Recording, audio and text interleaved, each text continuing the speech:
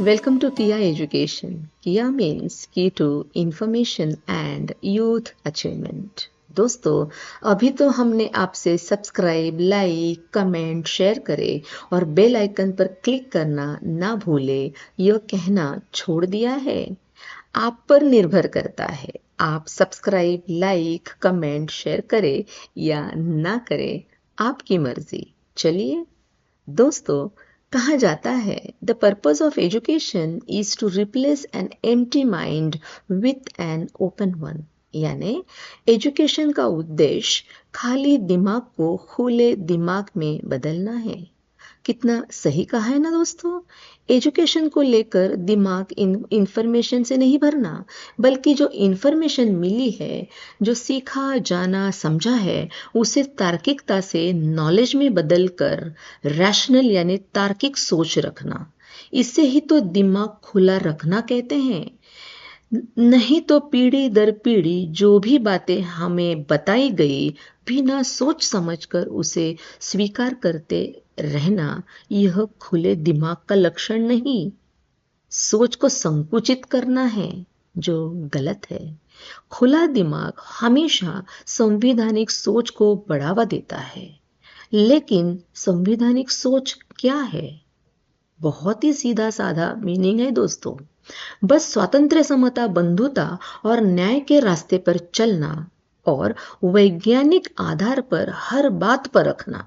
साथ साथ उसकी शुरुआत सिविक सेंस से शुरू करना। आपको नहीं लगता दोस्तों, हम भारतीयों में सिविक सेंस बहुत ही कम है? अधिक जानकारी के लिए किया एजुकेशन चैनल के वीडियोस देखते रहे और हमें कमेंट करके ज़रूर बताएं। एक और बात, आपको तो पता है हिंदी में कहावत है, खाली दिमाग शैतान का घर।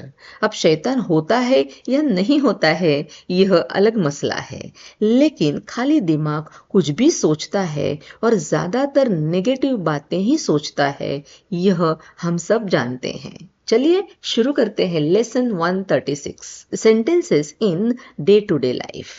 Did you finish the homework? आपने या तुमने होमवर्क किया? Yes, I did it. No, I didn't.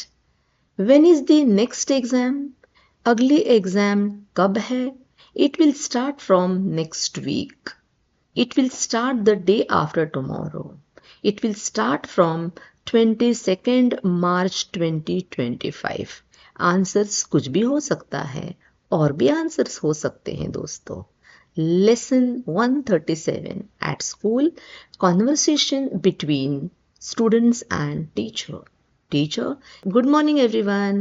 Are you ready for today's session? Students, good morning ma'am. Yes, we are. Or yes, we are ready. Teacher, did everyone complete their homework? Yes ma'am, I completed it. Or very common answer, sorry ma'am, I forgot my notebook at home. है ना दोस्तों, homework नहीं किया हो तो यह ज्यादातर answer आता ही है। Teacher, please remember to bring it tomorrow और get it tomorrow. Teacher, okay, today we will learn about plants. Does anyone know why plants are important? Yes ma'am, plants give us oxygen. Teacher, very good, that's correct. Teacher, any questions so far? Ma'am, can you explain photosynthesis again? Teacher, sure. Let me explain it once again or once more. Teacher, all right, that is it for today. Don't forget to revise this topic. Thank you ma'am. Have a nice day. Teacher, you too everyone. See you tomorrow. अब lesson 138। दोस्तों, पिछले 2 महीने से आप English बोलने की कोशिश में जुड़े हो, साथ साथ इंग्लिश लिखने के लिए कुछ चीज़ों का ध्यान रखना पड़ता है। जैसे सेंटेंसेस की शुरुआत कैपिटल लेटर के साथ ही करनी पड़ती है।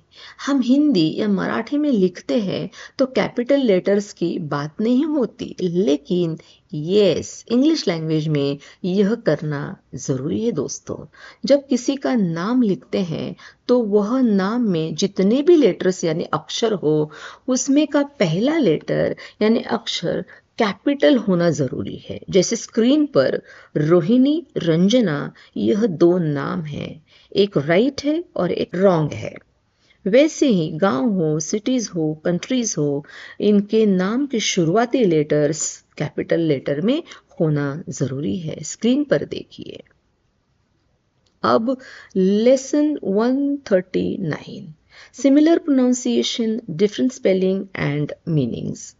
PEST पेस्ट यानी हानिकारक जीव जंतु या कीटाणु, कीट, कीड़े, मकोड़े, मराठी में हानिकारक कीटक। PAST यानी चिपकाना, और लेप यानी थिक मिक्सचर यानी गाढ़ा मिक्सचर। और टूथपेस्ट में जो स्पेलिंग होती है वह होती है PASTE, ना कि PEST। और एक बात, कॉपी पेस्ट, कंप्यूटर या मोबाइल में किसी टेक्स्ट या इमेज को कॉपी करके दूसरी जगह पेस्ट करना। अभी examples, farmers use pesticides to kill pests, किसान कीटकनाशकों का उपयोग कीटों को मारने के लिए करते हैं। A pest destroys crops in the fields, कीटक खेतों में फसलों को नष्ट करता है। The pest was damaging the plants in the garden, कीट बगीचे में पौधों को नुकसान पहुंचा रहा था। They were trying to remove the pest from the house, वे घर से कीटों को हटाने की कोशिश कर रहे थे। She will paste the pictures in the album, वो एल्बम में तस्वीरें चिपकाएगी।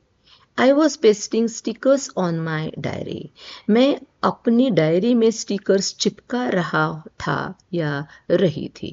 दे were pasting the charts in the classroom, वे क्लासरूम में चार्ट्स चिपका रहे थे। I will be pasting the papers on the wall, मैं दीवार पर कागज चिपका रहा होगा या रही होगी। She will be pasting the notes in her book, वह अपनी किताब में नोट्स चिपका रही होगी। दोस्तों, कहते हैं दुनिया की अजीब रीत होती है, जब तक आपसे कुछ फायदा होता है तब तक आप में गुण ही गुण नजर आते हैं, दोष नहीं। लेकिन जब फायदे खत्म हो जाते हैं तो आपके गुण नजर नहीं आते, सिर्फ दोष ही दोष नजर आते हैं। सोचिए, अगर दुनिया की रीत ऐसी है तो ऐसा हर कोई कहेगा, क्योंकि हर कोई इस दुनिया में ही रहता है। तो यह क्या कहावत हम सभी को भी लागू होती है, हर किसी को लागू होती है? फिर क्या यह सच है? हमें कमेंट करके जरूर बताएं। Friends, did you start speaking English with your friends and colleagues whenever you get a chance?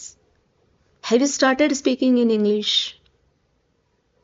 मुझे यकीन है आपने इंग्लिश में बात करना जरूर शुरू किया होगा, क्योंकि पिछले लगभग 2 महीने से आप लगातार मेहनत कर रहे हो, दिन रात मेहनत कर रहे हो। तो आपको आपके ज़बान पर अभी इंग्लिश के वर्ड्स, सेंटेंसेस आसानी से आते होंगे।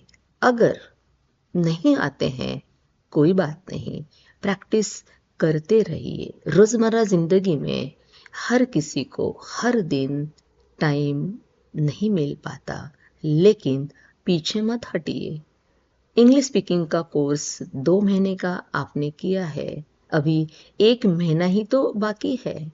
Slow and steady wins the race, हम सबको पता है।